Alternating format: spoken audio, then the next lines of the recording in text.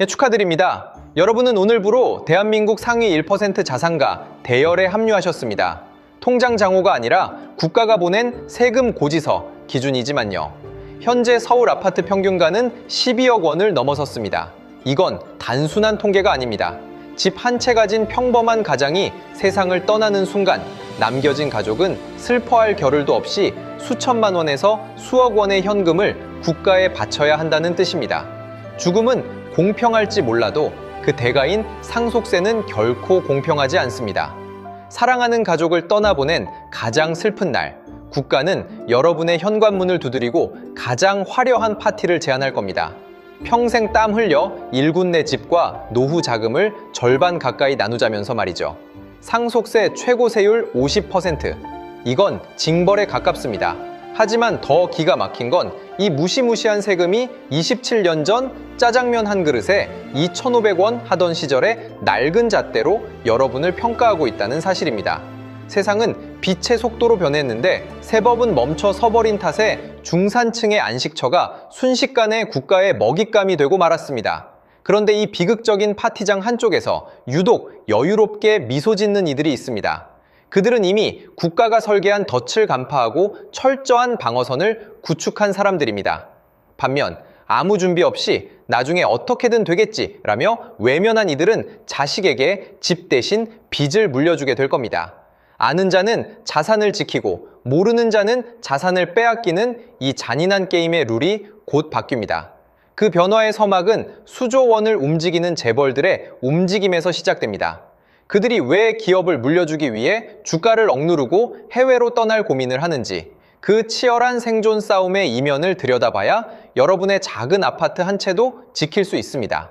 대한민국 자본주의의 가장 뜨거운 감자이자 기업의 명운을 결정짓는 재벌들의 고해성사를 통해 우리가 마주할 미래의 단서를 찾아야 합니다. 삼성 일가가 낸 상속세 12조 원. 이 숫자를 들으면 어떤 생각이 드시나요? 아마 대부분은 먼 나라 이야기처럼 느끼며 강 건너 불구경하듯 바라보실 겁니다. 하지만 12조 원이라는 천문학적인 액수는 단순히 한 가문의 비극이 아닙니다.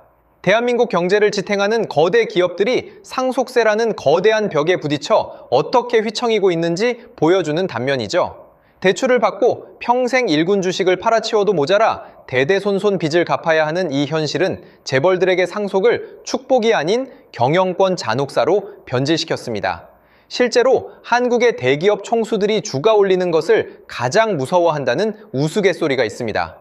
주가가 오르면 기업 가치가 높아져 좋아해야 마땅하지만 상속세 계산기 앞에서는 이야기가 달라지기 때문입니다. 주가가 오를수록 나중에 자녀가 내야 할 세금은 기하급수적으로 불어납니다. 결국 기업을 지키기 위해 주가를 낮게 유지해야 하는 기묘한 상황이 벌어집니다. 이것이 바로 한국 증시가 저평가받는 이른바 코리아 디스카운트의 핵심 원인 중 하나입니다. 부자가 되고 싶어 몸부림치지만 정작 부자가 되면 국가의 경영권을 반납해야 하는 모에비우스의 띠에 갇힌 셈입니다. 더 큰 문제는 이 독한 세금이 기업의 뿌리까지 흔들고 있다는 점입니다. 세계 1위의 기술력을 가진 알짜 중소기업들이 상속세를 내지 못해 가업 승계를 포기하고 회사를 매각하는 사례가 속출하고 있습니다. 수십 년간 쌓아온 노하우가 세금 한 번에 공중분해되는 현장을 우리는 목격하고 있습니다. 재벌들이 상속세가 무서워 해외 이민을 고려한다는 소식은 이제 더 이상 놀라운 뉴스도 아닙니다. 자본이 나라 밖으로 탈출하기 시작했다는 건 우리 경제의 성장 동력이 꺼져가고 있다는 강력한 경고 신호입니다. 재벌들의 이런 처절한 고해성사를 보며 혀를 차고 계실지도 모르겠습니다. 하지만 분명히 알아야 할 사실이 있습니다. 재벌의 담장을 넘어온 이 세금의 칼날이 이제는 여러분의 소박한 아파트 현관문 앞까지 도달했다는 점입니다. 수조 원의 세금을 피해 가려는 거물들의 움직임보다 더 무서운 건 아무 준비 없이 내 집 한 채를 지키려는 평범한 사람들의 무지입니다. 과연 여러분의 안식처는 이것엔 세금의 파도 속에서 안전할 수 있을까요? 집 한 채의 배신이 시작되는 지점을 확인해야 할 때입니다. 자, 이제 재벌들 걱정은 그만하고 여러분의 집 이야기를 해보겠습니다. 27년 전 현재의 상속세 골격이 만들어질 때 서울 아파트 평균 가격은 2억 원대였습니다. 그때 당시 5억 원이라는 일괄 공제 금액은 중산층을 지켜주는 아주 든든한 방패였습니다. 웬만큼 부자가 아니고서야 상속세는 남의 집 이야기였죠. 하지만 지금은 어떤가요? 서울의 웬만한 아파트 한 채 가격은 이제 15억 원을 가볍게 상회합니다. 국가의 시선에서 보면 이제 서울에 내 집 하나 가진 시민 절반이 상속세를 내야 할 잠재적 자산가로 분류된 셈입니다. 평생 성실히 직장 생활하고 자식들 뒷바라지하며 간신히 집 한 채 남겼는데 세상을 떠나며 자식에게 수억 원의 세금 고지서를 유산으로 남겨준다면 그게 과연 우리가 꿈꾸던 중산층의 삶일까요? 집값이 올랐으니 부자가 된 것 아니냐고 묻겠지만 정작 살고 있는 집 한 채뿐인 사람들에게는 가혹한 현실입니다. 세금을 내기 위해 평생 살아온 집을 팔고 길거리로 나앉아야 하는 모순이 발생하기 때문입니다. 물가는 치솟고 자산 가치는 숫자로만 불어났는데 세금의 잣대는 여전히 90년대에 머물러 있는 이 불합리함이 우리를 옥죄고 있습니다. 이러한 시대착오적 상황을 타개하기 위해 2026년 대한민국 세제 역사상 가장 거대한 폭풍이 예고되었습니다.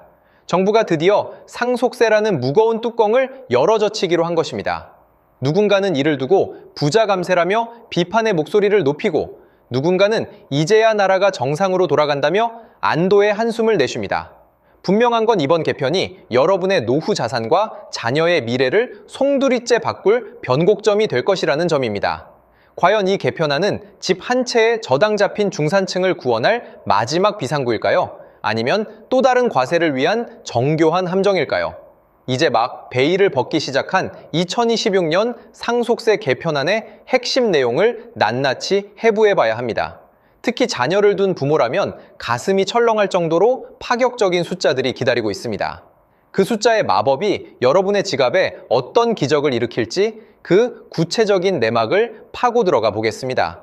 드디어 2026년 대개편의 주인공, 자녀 공제 5억 원이라는 파격적인 카드가 테이블 위에 올라왔습니다. 기존 5천만 원이라는 요즘 물가로는 대학 등록금 몇 번 내면 사라질 법한 작은 숫자가 무려 10배나 몸집을 불린 겁니다. 이게 얼마나 엄청난 변화인지 감이 오시나요? 만약 자녀가 둘이라면 기본적으로 10억 원을 깔고 시작합니다. 여기에 배우자 공제까지 영리하게 결합하면 서울의 17억 원짜리 아파트도 세금 한 푼 없이 물려줄 수 있는 기적 같은 길이 열립니다. 이제야 살았다며 무릎을 탁 치시는 분들이 많으실 겁니다. 하지만 냉철하게 분석해보면 이 숫자의 마법 뒤에는 무서운 전제가 깔려 있습니다. 단순히 법이 바뀌었다고 해서 국가가 여러분의 재산을 공짜로 지켜주는 것이 아니기 때문입니다. 이 파격적인 공제 혜택을 온전하게 누리기 위해서는 반드시 지켜야 할 골든타임과 정교한 가족 설계가 선행되어야 합니다. 준비된 자에게는 자산 증식의 고속도로가 되겠지만 법안의 겉모습만 보고 안심하며 손 놓고 있는 사람들에게는 여전히 높은 세금의 장벽이 기다리고 있을 뿐입니다. 특히 이번 개편은 단순히 세금을 깎아주는 것에 그치지 않습니다. 자녀에게 부를 물려주는 방식 자체를 완전히 바꾸라는 국가의 강력한 메시지가 담겨 있습니다. 과거에는 부모님이 돌아가신 뒤에야 허겁지겁 세무사를 찾았다면 이제는 부모님이 건강하실 때부터 자녀와 머리를 맞대고 자산의 형태를 고민해야 합니다. 그렇지 않으면 법이 바뀌어도 여러분의 가계부에는 여전히 세금 독박이라는 무거운 짐이 남게 될 겁니다. 마법 같은 숫자가 여러분의 실질적인 수익으로 치환되려면 이 제도가 설계된 진짜 의도를 파악해야 합니다. 단순히 공제액만 늘어난 것이 아니라 세금을 매기는 방식 그 자체가 뿌리부터 흔들리고 있기 때문입니다. 피자 한 판의 가격을 매기던 시대에서 각자가 먹은 조각의 값을 치르는 시대로의 대전환. 그 이름도 생소한 유산취득세라는 개념이 우리 가족의 식탁 위로 올라올 준비를 하고 있습니다. 이름부터 생소하지만 그 속내를 들여다보면 우리 가족의 자산 배분 전략을 송두리째 바꿔놓을 거대한 태풍입니다. 지금까지 대한민국은 부모님이 남긴 재산 전체를 한 덩어리로 묶어 세금을 먼저 때리는 유산세 방식을 고수해 왔습니다.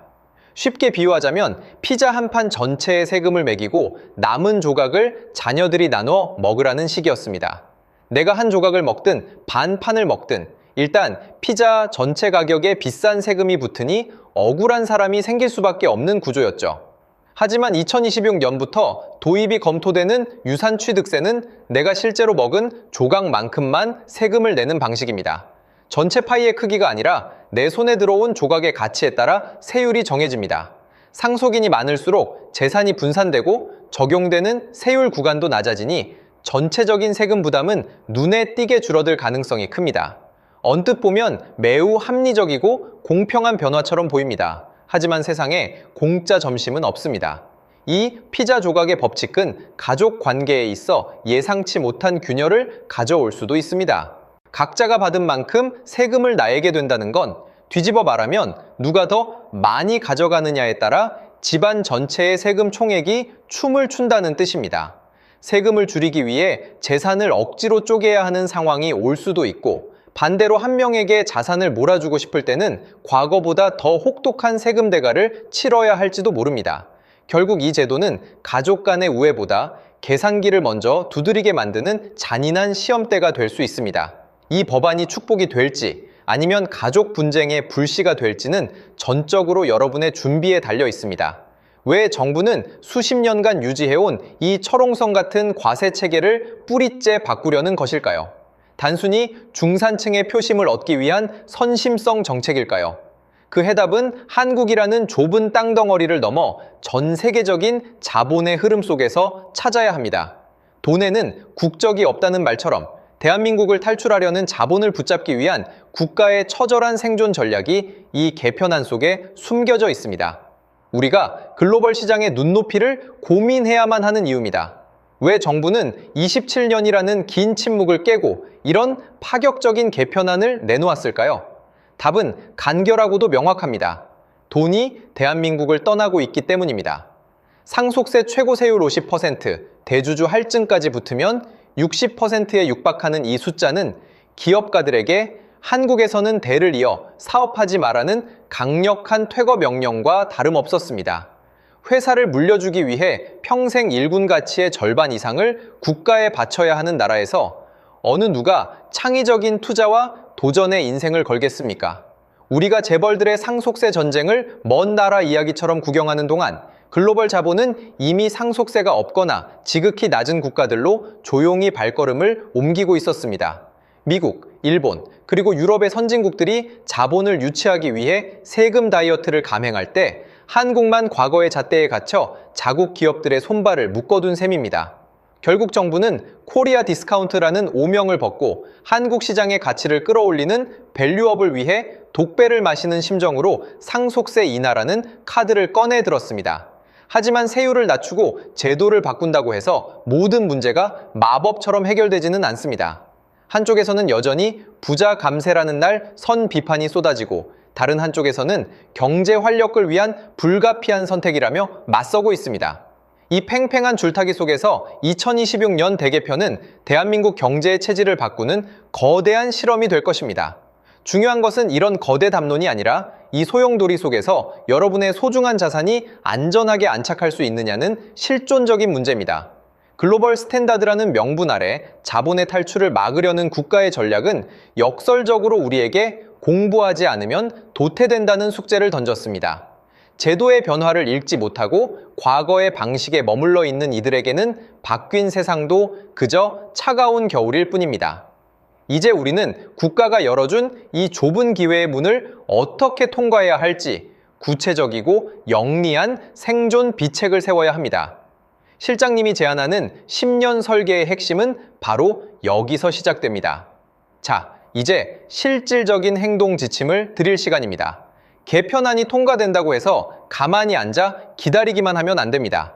상속세의 가장 무서운 적은 국세청이 아니라 바로 시간이기 때문입니다. 여러분, 증여 후 10년이 지나야 상속재산에서 완전히 합산 배제된다는 10년의 법칙을 들어보셨나요? 오늘 당장 자녀에게 재산을 나눠줘도 여러분이 10년 안에 세상을 떠난다면 그 돈은 다시 상속재산으로 잡혀 세금 폭탄으로 돌아옵니다. 결국 상속세 준비는 건강할 때 하루라도 빨리 시작하는 사람이 승리하는 게임입니다. 2026년 대개편안에 맞춰 지금 당장 여러분의 자산 지도를 다시 그려야 합니다. 단순히 현금을 물려줄지 아니면 미래 가치가 높은 부동산을 먼저 넘길지 치밀하게 계산해야 하죠. 개편된 자녀공제 5억 원 한도를 어떻게 활용하느냐에 따라 자녀의 출발선이 달라집니다. 특히 자산의 성격에 따라 무엇을 먼저 물려줄지 결정하는 우선순위 전략이 핵심입니다. 이 시나리오를 모른 채 법이 바뀌기만을 기다린다면 여러분은 2026년이 되어도 여전히 1990년대 방식의 낡은 세금을 내며 소중한 자산을 낭비하게 될 겁니다. 더불어 국세청의 눈은 생각보다 훨씬 날카롭습니다. 무분별한 계좌 이체나 출처가 불분명한 자금 이동은 개편된 법안조차 무용지물로 만드는 지름길입니다. 국가가 합법적으로 열어준 절세의 문을 통과하려면 그에 걸맞은 투명하고 정교한 기록이 뒷받침되어야 합니다. 실장님의 태블릿에 저장된 이 절세 시나리오는 단순한 기술이 아니라 여러분 가족의 평화를 지키는 가장 강력한 방패가 될 것입니다. 결국 여러분의 10년 뒤는 지금 어떤 결정을 내리고 어떤 행동을 취하느냐에 달려 있습니다. 재벌들이 수조 원을 아끼기 위해 최고의 전문가들을 곁에 두고 밤낮으로 연구하듯 우리도 우리 가족의 미래를 위해 영리해져야 합니다. 이제 이 모든 분석을 마무리하며 여러분이 오늘부터 당장 실천해야 할 마지막 마음가짐에 대해 이야기해보려 합니다. 우리가 경제 공부를 멈추지 말아야 하는 진짜 이유가 거기 있습니다. 상속세는 단순히 죽은 자의 세금이 아니라 산자들의 생존 전략기입니다. 많은 분이 세금은 그저 국가가 알아서 가져가는 피할 수 없는 비용이라고 생각하지만 경제의 세계에서는 아는 만큼 지키고 모르는 만큼 뺏기는 것이 냉혹한 진실입니다. 재벌들이 수조 원의 자산을 지키기 위해 수조 원을 들여 공부하고 최고의 전략을 짜듯 우리도 우리 가족의 소중한 안식처를 지키기 위해 그만큼 영리해져야 합니다. 공부하지 않는 자의 자산은 결국 준비된 자와 국가의 몫으로 돌아가기 마련입니다. 2026년 대개편은 누군가에게는 가문의 자산을 비약적으로 증식시킬 절호의 기회지만 준비 없는 자에게는 여전히 피하고 싶은 재앙일 뿐입니다. 법이 바뀌었다고 해서 저절로 부자가 되는 법은 없습니다. 바뀐 규칙을 내 삶에 어떻게 적용할지 고민하고 오늘 당장 작은 것부터 실행에 옮기는 사람만이 변화된 제도의 진정한 수혜자가 될 수 있습니다. 여러분이 흘린 땀의 가치가 세금이라는 이름으로 허무하게 사라지지 않도록 항상 여러분의 곁에서 가장 날카로운 분석을 멈추지 않겠습니다. 아직 머릿속이 복잡하고 궁금한 점이 많으시죠? 상속세 개편안 중 본인의 상황에 대입해보고 싶은 구체적인 질문이 있다면 주저 말고 댓글로 남겨주세요. 구독과 알림 설정은 여러분의 소중한 지갑을 지키는 가장 쉽고 빠른 방법이라는 점 잊지 마세요. 여러분의 자산이 안전해지는 그날까지 경제전략실은 쉬지 않습니다. 감사합니다.